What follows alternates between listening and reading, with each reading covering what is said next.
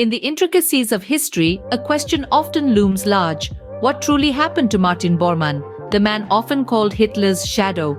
Sentenced in absentia, his supposed remains were found in 1972, with the cause of death declared as suicide by cyanide pill.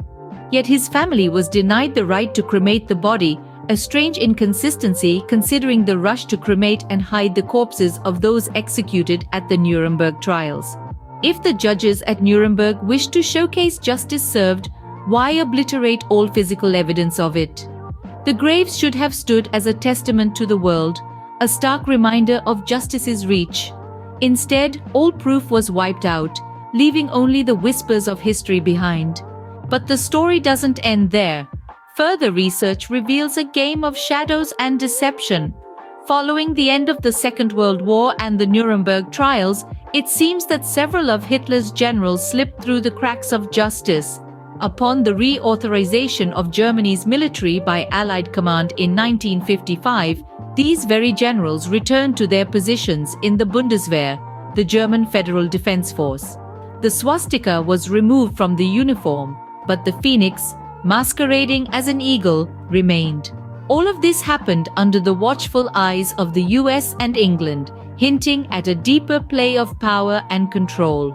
The French raised objections, but they fell on deaf ears. The strangest part of this tale is the rehiring of Hans Speidel, Rommel's second-in-command and a three-star general at the end of the war. To make this move palatable, a story was spun about Speidel's supposed betrayal of Rommel and his subsequent imprisonment by the Gestapo. Yet, there was no plot against Hitler, Rommel's death was a fabrication, and Speidel was never in jail.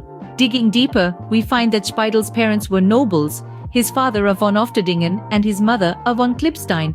Speidel's lineage also traces back to the Degenfelds, a branch of the Schönbergs, and the Alberti, nobles from Florence who later married into the Bourbon family. In a twist of fate, or perhaps a calculated move, one of the famous Bavarian generals von Speidel, Maximilian, was the head of Hitler's unit in World War I and later became war minister in 1916. In summary, the mystery surrounding Bormann's death and the subsequent actions of the Nuremberg trials raise more questions than answers.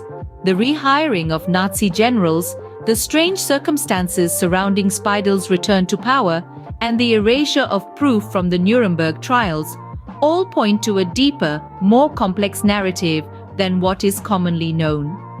The threads of history are indeed tangled, and as we unravel them, we find that not everything is as it seems.